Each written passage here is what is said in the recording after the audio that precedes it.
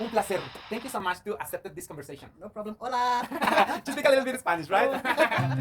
Te doy la más cordial de las bienvenidas a esta última entrevista de esta serie de entrevistas que estuve realizando durante mi último viaje a varios lugares del mundo, y en esta ocasión nos ubicamos en África, en un país que se volvió de mis favoritos, de los más hermosos que he visto en mi vida, que se llama Botsuana, allá al sur de África. Y en ese país conocí a Bonty Botumile, una narradora oral africana que me abrió las puertas de su casa.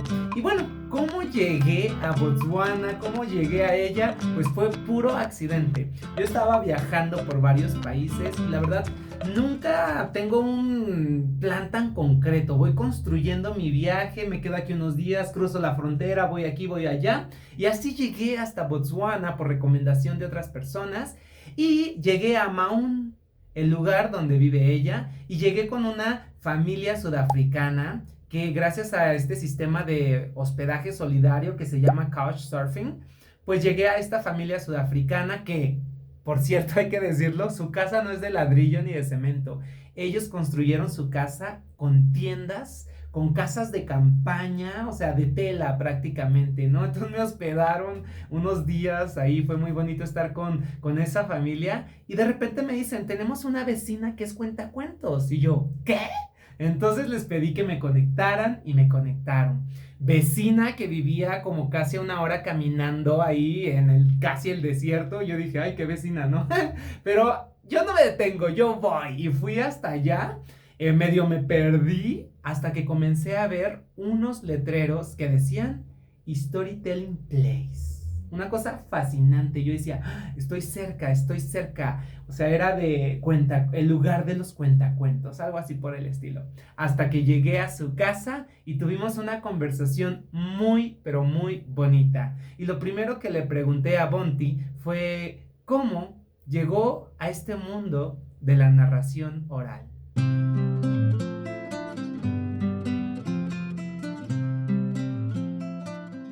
I'm from Botswana. I live in Maun, which is near the Okavango Delta. And I'm from a family of storytellers. My mother always told stories. My grandfather told stories. My father told stories. Which meant when I was growing up, we always sat around the fire and stories were varied. You could either talk about your adventures, what you went out this day to go and collect firewood or get water from the river, and you had this experience. Or stories that were made up for entertainment. So storytelling has always been in my blood. And then over the years, I went to study overseas. And when I came back, I realized that television was slowly replacing storytelling. People weren't sitting around the fire anymore to share stories. They would rather sit in front of a TV set and, yeah? So I became concerned as a storyteller because I felt like this is the one thing that used to join us as a story. It used to bond us. We stayed in touch with our days. What did we do? We shared knowledge, we passed information, we warned each other, we entertained each other, we humored ourselves, and this was getting lost. And we're becoming passive recipients of what was on the television box. And also as a result, Botswana culture was dying because now we are copying what we saw on television because our stories also kept traditions alive. And your identity even is disappearing. Yes, it's disappearing. Right? And especially since I'd been overseas and I'd seen what life was like there, I thought it was important that we maintain our identity. We're not Canadians, we're not Americans, we're not, South Americans. We are Botswana, and who are we? What defines us? And one thing that defines us is our stories and our culture. And even today, it's possible to find a traditional storyteller in some village? Yes. Oh yeah. You don't even here in Botswana, you can find a traditional storyteller. I even want to, I didn't mention this earlier, but I want to do a storytelling festival just before winter, when where we here do in fires. Botswana? I want to do it here on my property. Oh, here. really? Yeah, and invite different storytellers, and then every 15 minutes maybe you change fires, and you... Wow, incredible! Wow, that's crazy! And what language they speak? They tell it's Setswana. Yeah. Okay. It depends on the audience. It depends on the audience. But storytellers are born. You can train some people, but they're born, so they are there. When you sit and talk with somebody, you say, you're a storyteller. Come.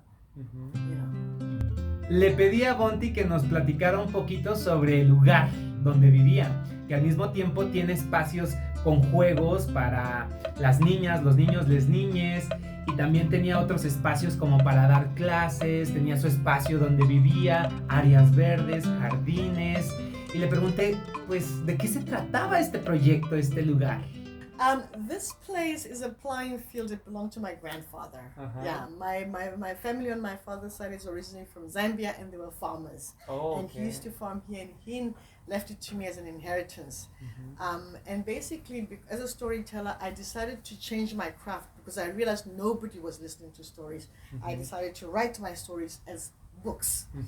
And then each book was then written as a stage performance to try and involve out-of-school youth in the community to be part storytellers through theater, dance, song, you know. And I needed a place where I could meet with everybody. And since I inherited this place and it's got lots of space, I decided we haven't seen, there's a small stage, outdoor stage there. And then it was, you know, that's where we practice.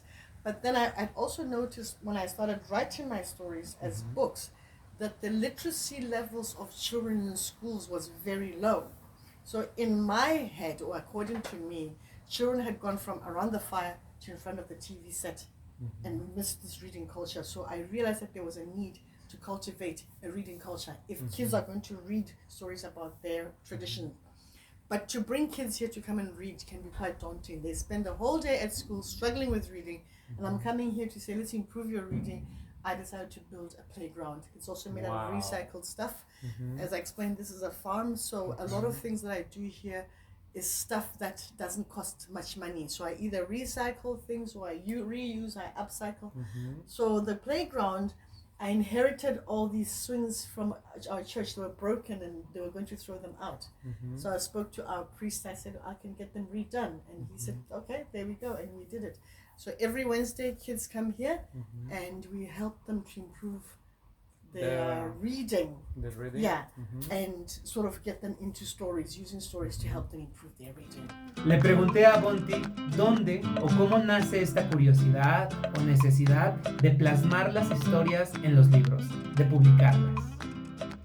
Yeah, this is a very interesting story because when you have so many stories in your head and you think, our family craft is dying, which is storytelling. I want to write a story. The question is, where do I start? Which story do I write first? And this was my question, and how do I do it? And because I'm a hotelier, I worked in the tourism industry. When I was out there, a lot of elephants were coming through the camp that I was running. You know, I was managing this camp and there was just always elephants. Well, let me say something. There are a lot of elephants here in Botswana. Dozen and dozen and dozen. Yes. And sometimes here in the village, right? Yes. Yeah. Sorry, So you can imagine you're working in a lodge and an elephant walks past you. So I realized my first book is going to be about elephants. I felt the elephants were saying, here we are. It's part of your identity. Yeah, because I'm from, my grandmother on my father's side is from the Waye ethnic group. And they have a belief about the origins of an elephant being a woman. So when the elephants were walking through the lodge that I was running, I feel like the story came to me. So I thought, okay, I know that my grandmother always said that this elephant used to be a human being, a young mother, you know, who stepped on a winnowing basket, took a mortar like that, and a pestle and sleeping mats, and that's why the elephant has got these giant ears, because there were sleeping mats that this young mother used to sleep on with her son, and her trunk was this mortar that she used to pound grain. What was the pestle that she used to pound grain? And if you look at the leg of an elephant, it looks like a mortar which was grinding grain in, and she stepped on a basket. You know, after grinding grain, you have to separate the grain from the powder, and supposedly she stepped on it. And if you look at the footprint at the bottom, if you put a winnowing basket on the sand, it's the same as an elephant print. So I thought, I'll write the story. And that's how this came to be. So your stories came from your own tradition, own story, but also on your own creativity. Exactly, and then I put it together to make it into a story. That way the cultural belief comes to life through a story, and it becomes like a marriage. Wow. Ella trabaja en el turismo cultural y le pedí que nos platicara un poquito más sobre eso y sobre cómo combina la narración oral con el trabajo del turismo cultural. What I do is Botswana, 99.99% of the tourists that come to the Okavango Delta come for the wildlife and nature. Because as much as Botswana culture is there, I think we haven't found a way to package it as a commodity. So having been trained in the tourism industry, I thought, why don't I shift and create cultural tourism so that when tourists come here, they can experience both the nature and the culture. And also I noticed that a lot of Botswana citizens were not actively participating in the tourism industry except as employees. And I thought I want to create a product where when people from Botswana participate in the tourism industry, they come in self-employed. So this cultural tourism product is 3 hours. I have artisans who make their carvers, their jewelers, their artists. They set up temporary stalls and they sell directly to tourists. And when the tourist comes, the tourist can sit and talk to them. Who are you? What do you do? How did you make this? What inspired you to do this? They also get to meet the tourist directly. But not only explanation about something, it's also story, it's also personal stories, it's also... Exactly. I've got so many kids, I support myself, this is how I grew up. They really get to interact with the tourists directly. Then I also explain about rites of passages, birth, puberty, marriage, because in Botswana, every time life form changes, there's always like a ritual around it to prepare somebody to become a parent, to prepare a young child, a boy or a girl, to become an adult, to prepare somebody who was single to become a spouse or a parent or an in-law. So there are things that are done. So I weave storytelling into that to explain this to tourists, and it's all interactive. They participate, they dress up, and then I have drum playing, which is also one of the activities. So that way we've got our cultural tourism product that incorporates crafts, food, instruments, storytelling, and then they get to combine nature and culture. Y ya para despedirnos le pedí que nos comentara un poco si había ido a otros festivales de narración oral, si había pisado otros países para narrar cuentos, y ella nos platica. I've been to South Africa. I wish I could remember because the words were in the local languages there. I've been to South Africa, I've been to Angola, I've done it all over Botswana, Poland, Germany, the US. Those are the 6 places that I can say I've done storytelling. Wow. Yeah. One day in Mexico. One day in Mexico, one day. Yes, for sure. Muchas gracias por haber visto esta entrevista. Gracias a Bonty Botumile por compartir un poco de su vida y de su trabajo. Gracias a las personas también que pues le dieron like al video. Recuerden suscribirse a mi canal, dejar sus comentarios, y les recomiendo que visiten también las otras entrevistas de las otras personalidades que compartieron un poco de su experiencia en el mundo de los cuentos. Y bueno, esta es la última entrevista de esta serie, pero en el futuro habrá más contenido. Así que un abrazo, un beso, les quiero, les espero, les admiro.